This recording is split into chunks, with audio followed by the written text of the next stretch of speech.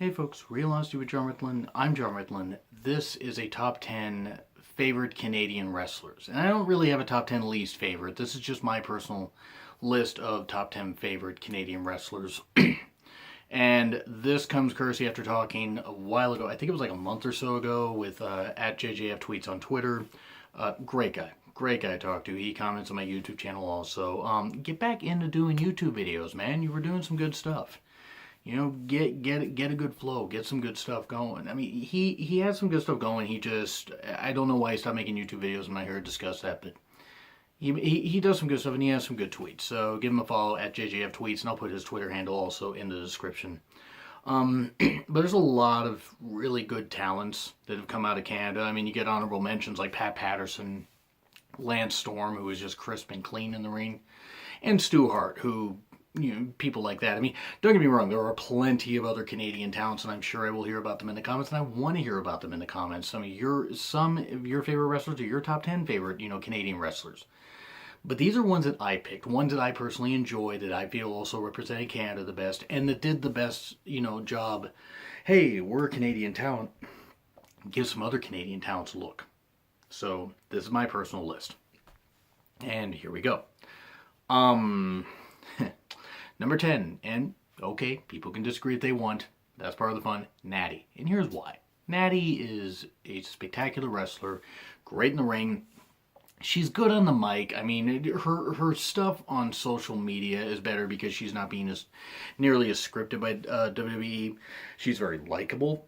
She is a very good wrestler, though, and she's very determined. To me, she is one of the most underrated talents in WWE in the last 10 years. Talents, period. I mean, should have been utilized a whole lot better than she has.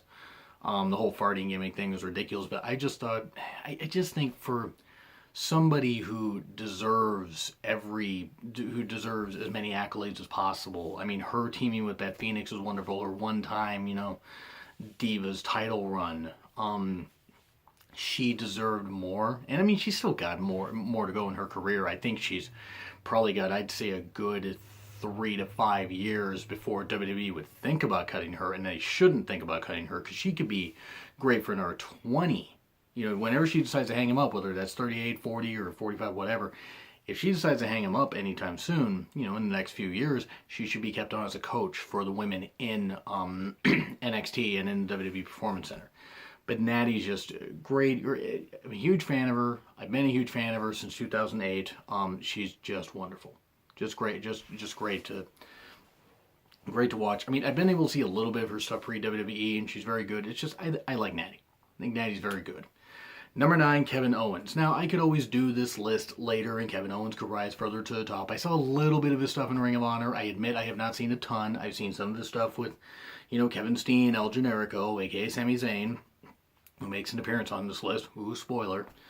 But Owens is such a great heel. Such a great heel, and for his size, even before he lost the weight, he was able to move just like great, and he was able to bump great and be a great showman. And he's a great heel, but he's also a great family man, and he is a great humanitarian. If you follow his Twitter feed, if he hasn't blocked you, and he hasn't blocked me, thankfully. I mean, but I respect Kevin Owens. He's a great family man. He's a really good down-to-earth human being, but he's really just such an effective heel, and he's so great. He's witty, he's funny. That man and Kevin Owens and Austin Aries could be just great on commentary, and I'm not saying with each other, but whenever they hang it up, and I think Aries will hang it up sooner than Owens will, because Aries, I think, is about 5-6 years older.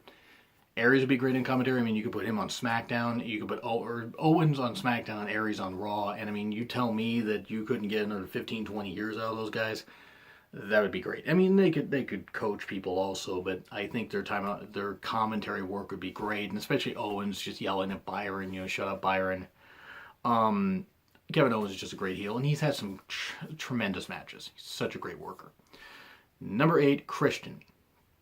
Criminally underrated.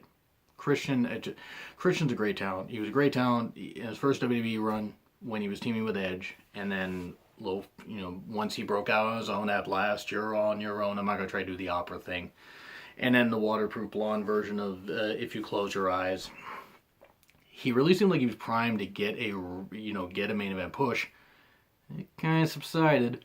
Then he went to TNA, Impact Wrestling, and had a great run. He is one of the few where if you watch a former WWE talent, him and Raven were probably about two of the best ones that were used. And I'm talking guys that had a really big name, not, say EC3, who is floundering as Derek Bateman has been brought up as EC3 and is doing well, but guys that were in a main event spot that have been used the best. I mean, Lashley might be about third. And there's that's a good idea for another list. I'm actually going to do a top 10 wrestlers, top 10 WWE wrestlers who did better in TNA. Or Impact Wrestling. Top 10 WWE talents that flourished in Impact Wrestling, something like that. But anyway, Christian's run in Impact Wrestling was great. It's a shame that injuries undid his career. I mean, he's only 40. He hasn't officially retired, though I don't think WWE's going to use him. He hasn't wrestled since 2013, I want to say. 2013, 2014. He's not officially retired, but still, I couldn't see him, and I don't know if he's under an official WWE contract or not. But if he isn't, and he wanted to go back to Impact Wrestling, I mean, I don't know if they would use him, but who knows? I mean, it wouldn't hurt, but I don't know if he wants to still wrestle. And it's a shame that injuries undid his career, especially concussions and stuff like that. But his run in 2011, and shout out to WrestleRant on Twitter, I know one of his favorite feuds. His favorite feud of 2011, I believe, was Orton versus Christian. I mean, don't quote me on that, but I believe so. And that may be one of his best feuds, favorite feuds ever. Don't quote me on that one, but I've heard him talk at length about it. Him and I have talked at length. And oh, by the way, at WrestleRant Radio, I called in on this coming week's edition, where him and I talked at length for over an hour. I don't know if it's going to be Ed or not, but we talked for over an hour about booking stuff. So anyway, a little cheap plug for that. But Christian is just such a good talent. Christian is wonderful, deserved better, but he's number 8 for a reason. I rank him above Kevin Owens because I've seen Christian's career is pretty much done. So Christian can be locked in the 8th spot. Kevin Owens could always rise more. Number 7, Bobby Roode, the glorious one. The fact that he was almost too good for Impact Wrestling with how they used him at times. But he did good in comedy feuds with Eric Young, a horrible feud with Ron Killings where he lost a couple matches in like 6 seconds and then wrestled him at other shows. Him and James Storm were a tremendous tag team. Beer Money was wonderful for a few years. Great feuds that they had. His switch to heel and being longest reigning TNA champion in a long time, if not ever. At least he was one of the longest ones because he had it for 8 months. And it was just great.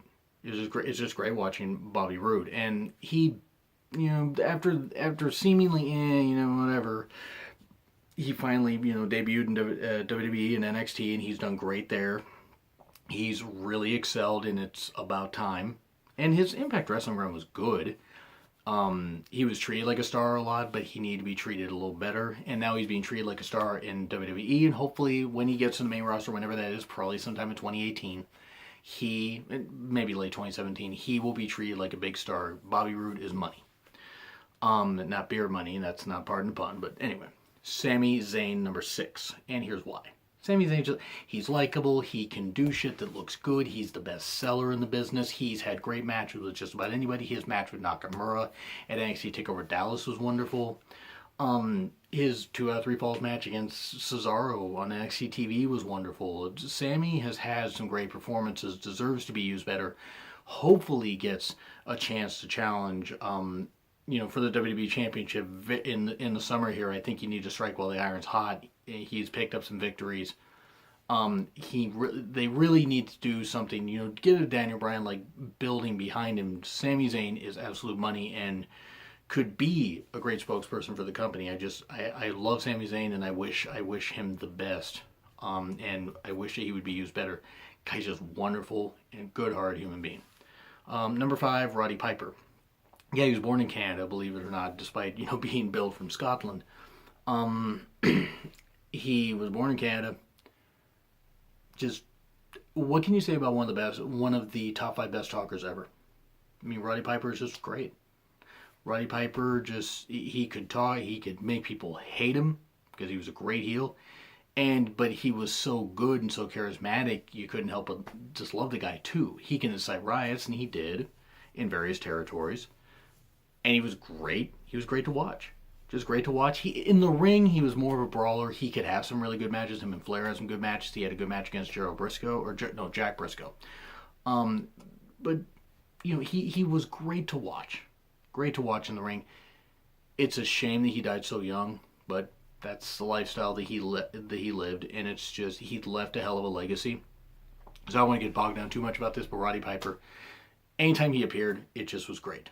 Just was great, and Roddy Piper, just wonderful, and no doubt, I mean, great that he's a Hall of Famer because he absolutely earned it.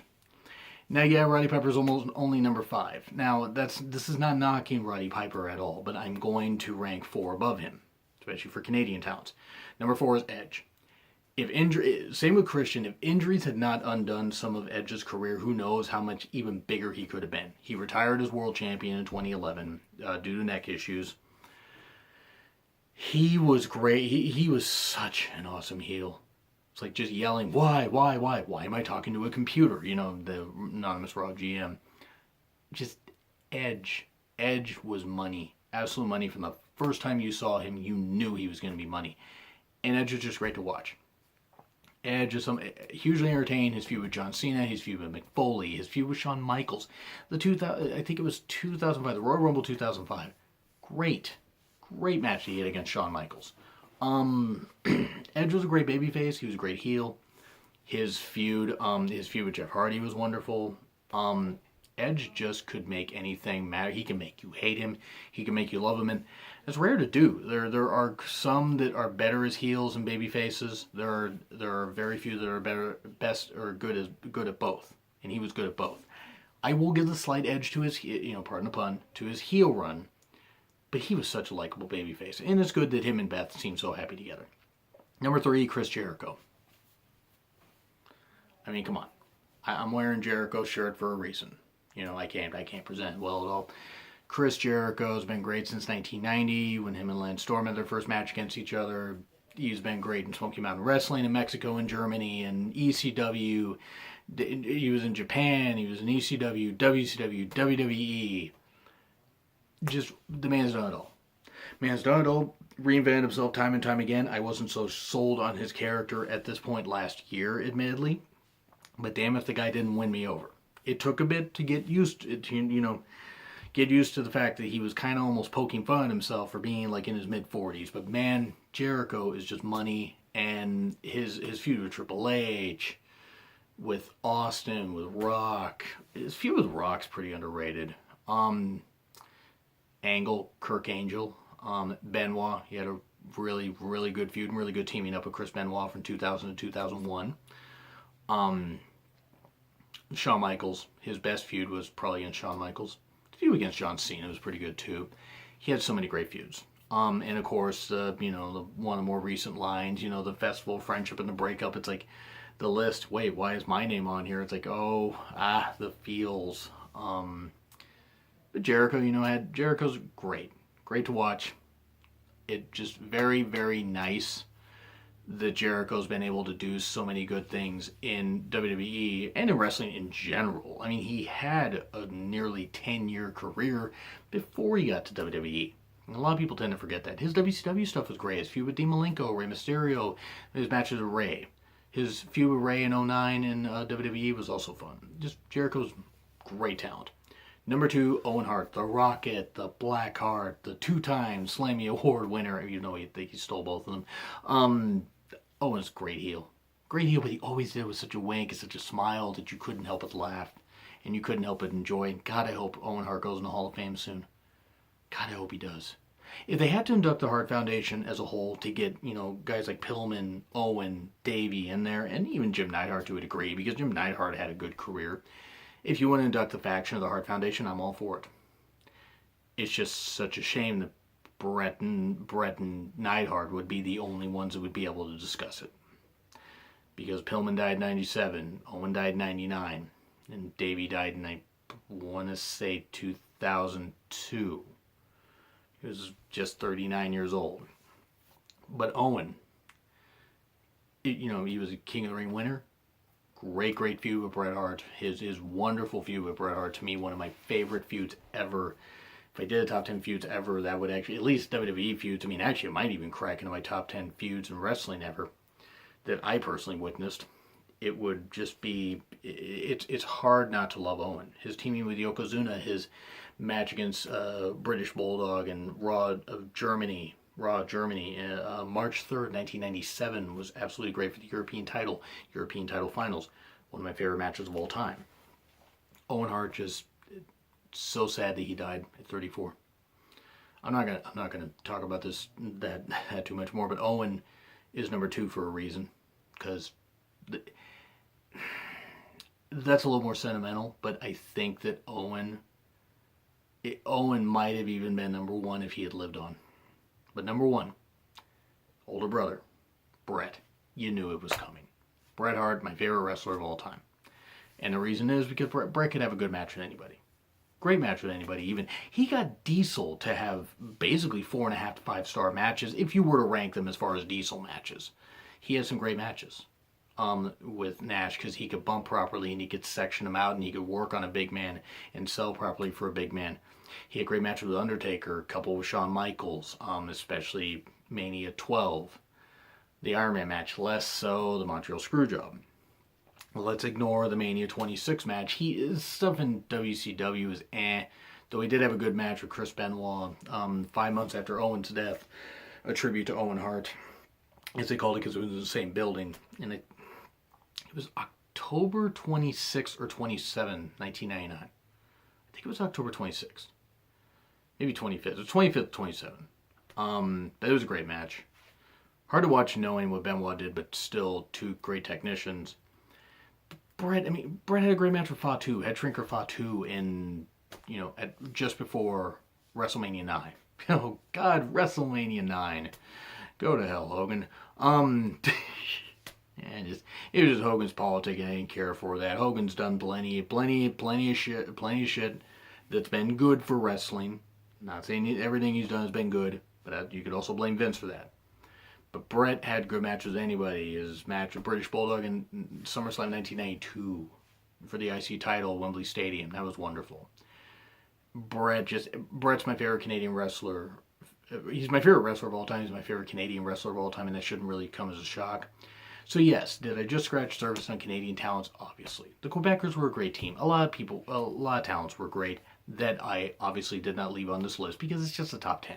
I mentioned some honorable mentions. Who are your favorite Canadian wrestlers? Favorite, least favorite? Well, let's leave the favorites. Let's make it positive. I mean, I'm doing a top 40 least favorite wrestlers list. So let's mix the positivity and the negativity here. So like, share, comment, subscribe. My Twitter link is in the description. It's been Real Honesty with John Ritlin. I'm John Ritlin. I will see you soon.